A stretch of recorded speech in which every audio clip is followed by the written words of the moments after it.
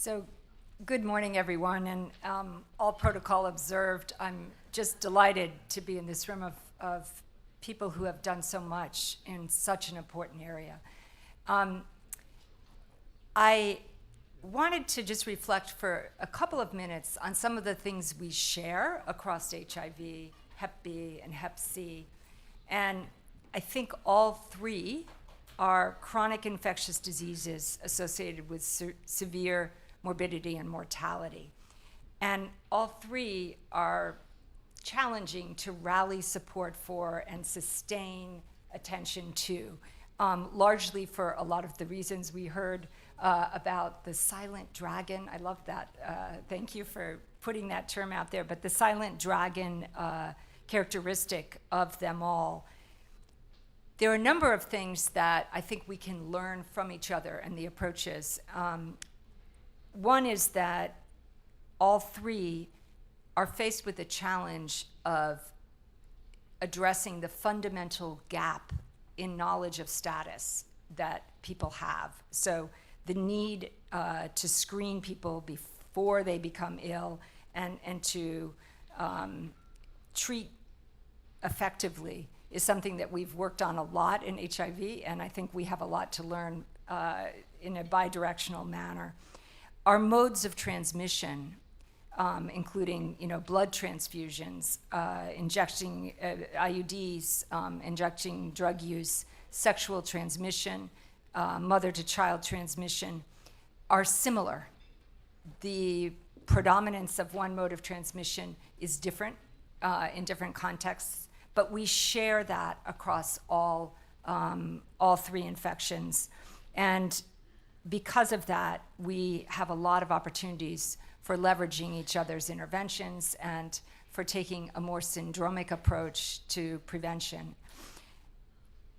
I think it's very important for us to also speak to the common threads of stigma and discrimination, which run through all of our challenges in these three diseases, and the fact that the social and policy approaches to how we deal with these infectious disease challenges determine a great deal about the course of our progress and how important it is for us to address not just the medical side, but also this social and political context, and to work together across HIV and the Friends to Eliminate Hepatitis to ensure that we use our voices to address the discrimination, the policies that actually drive transmission of all of these diseases. I really, really want to thank WHO for presented some images of their roadmap, the targets that they've set out, but they've really provided, I think, a framework that can help us come together, see where we have opportunities to work together. And I think this is one of the things that's been so helpful for Pepfar, is to have very concrete global targets, to use our data to measure our progress, and having the WHO framework for the world would be really, really helpful. Obviously, enormously helpful to have examples of success.